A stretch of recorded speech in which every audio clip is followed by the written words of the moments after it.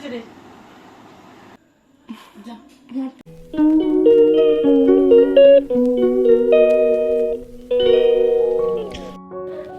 হলো দাদার জন্মদিন, তাই রান্নাঘর থেকেই আজকের ব্লগটা শুরু করলাম।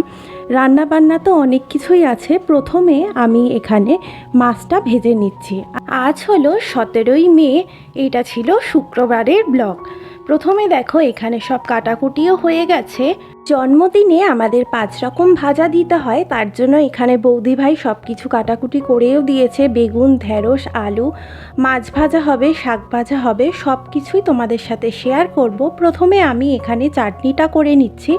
এইটা আমের চাটনি করছি, আর যা যা হবে তোমাদের সাথে পুরোটাই শেয়ার করব। পুরো ব্লগটা তোমরা শেষ পর্যন্ত দেখতে থাকো। এইদিকে চিকেনটাও আমি কষিয়ে নিচ্ছি। দাদা মাটনের থেকে চিকেনটাই বেশি ভালো খায়, তার জন্য এখানে চিকেন করা হচ্ছে। এখন আমি এখানে চিংড়ি মাছটা ভেজে নিচ্ছি, চিংড়ি মাছের মালাইকারি করব বলে। দাদা চিংড়ি মাছ খায় না, কিন্তু মার ইচ্ছা সব রকম দিয়ে থালাটা সাজিয়ে দেবে, তার জন্যই এই চিংড়ি মাছটা করা। শেষ পর্যন্ত এই চিংড়ি মাছটা হয়তো আমরাই খাবো।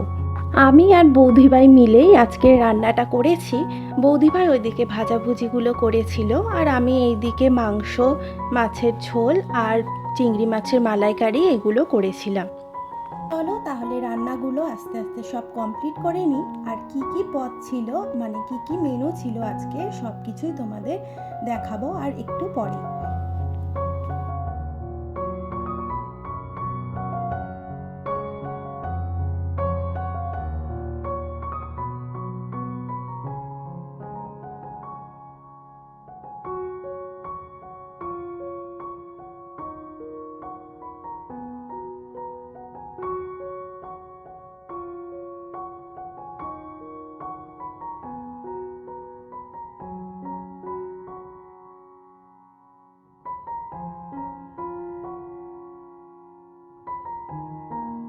দেখো চিংড়ি মাছের মালাইকারিটা এখানে আমি করে নিয়েছি।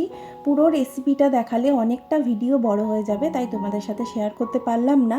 আর এইদিকে চিকেনটাও রেডি হয়ে গেছে।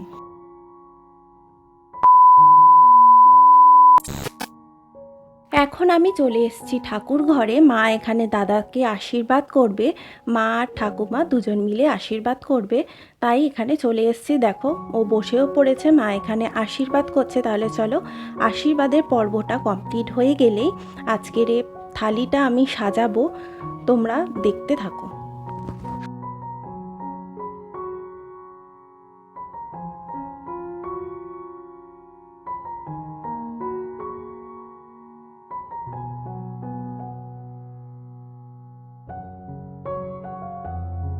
ঠাকুর ঘরে যখন এসছি, চলো তোমাদের ঠাকুর ঘরটা একবার ঘুরিয়ে দেখাই। আর মাও বলল ঠাকুর ঘরের একটা সুন্দর ভিডিও করতে, তাই সেটা যখন করেইছি তোমাদের সাথেও শেয়ার করলাম।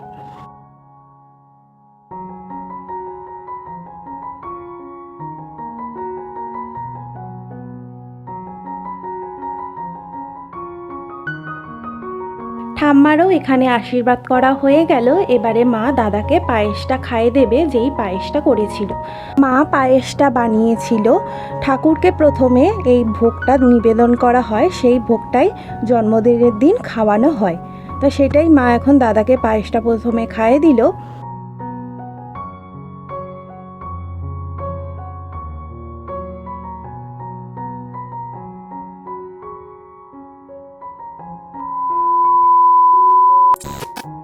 চলো এবার থালাটা সুন্দর করে সাজিয়ে নেওয়া যাক। তার জন্য প্রথমে আমি এখানে ভাত নিয়ে নিয়েছি। ছিল 5 রকমের ভাজা, আলু ভাজা, বেগুন ভাজা, ঢেঁড়স ভাজা, মাছ ভাজা আর শাক ভাজা। এই 5 রকমের ভাজা প্রথমে আমি সাজিয়ে দেব।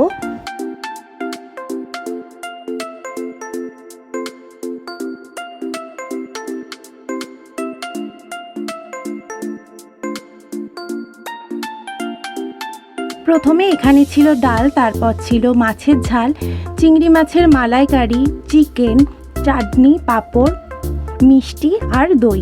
ও আর হ্যাঁ, মাছের মাথাও একটা ছিল, যেটা আমি বলতে ভুলে গেছিলাম। এই তো জন্মদিনের থালাটায় এইভাবে সাজিয়ে দিয়েছিলাম। কেমন লাগলো অবশ্যই কিন্তু কমেন্ট করে জানিও। তাহলে চলো এবারে দাদাকে ডাকার পালা। তার আগে পুরো প্লেটটা রেডি করে নিই।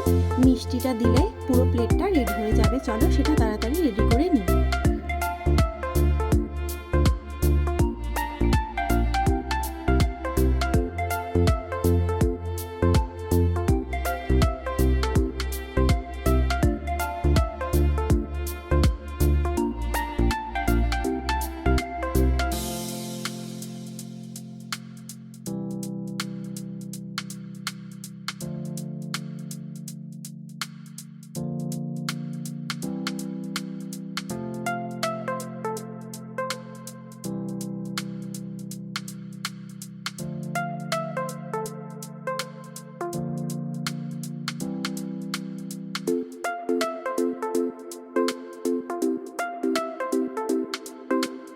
তো দাদা চলেও এসেছে, সব কিছু এখানে রেডি করে দেওয়া হয়েও গেছে।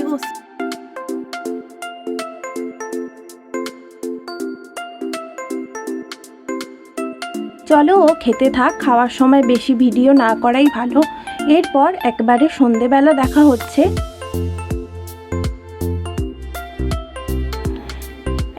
এবারে সন্ধেবেলা চলে এলাম তোমাদেরকে কেকটা দেখাবো বলে।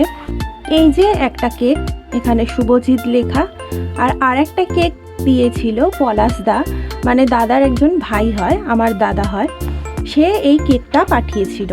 এই দুটো কেক, দুটোই চকলেট ফ্লেভারের, আর চকলেট ফ্লেভার আমার খুবই পছন্দের। চলো এবারে আমরা সন্ধেবেলা রেডি হয়ে চলে এসেছি।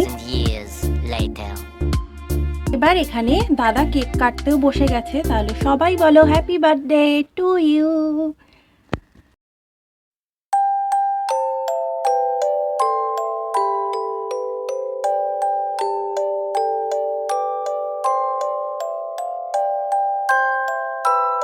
আমরা এইভাবেই বার্থডে সেলিব্রেশন করি। আমরা আগে 4 জনই ছিলাম, বাবা মা দাদা আর আমি, যে যার জন্মদিনে করতাম। এইবারে নতুন আমার বৌদি ভাই চলে এসেছে, আমরা হচ্ছে 5 জন মিলে এই জন্মদিন সেলিব্রেশন করেছি, আর প্রত্যেকবারও তাই করব। তাহলে আজকের ভিডিওটা তোমাদের কেমন লাগলো জানিও, ভালো লাগলে অবশ্যই একটা লাইক কমেন্ট শেয়ার করে দিও। দেখা হবে নেক্সট ভিডিওতে। চলো ভাই, সবাই সুস্থ থেকো, ভালো থেকো।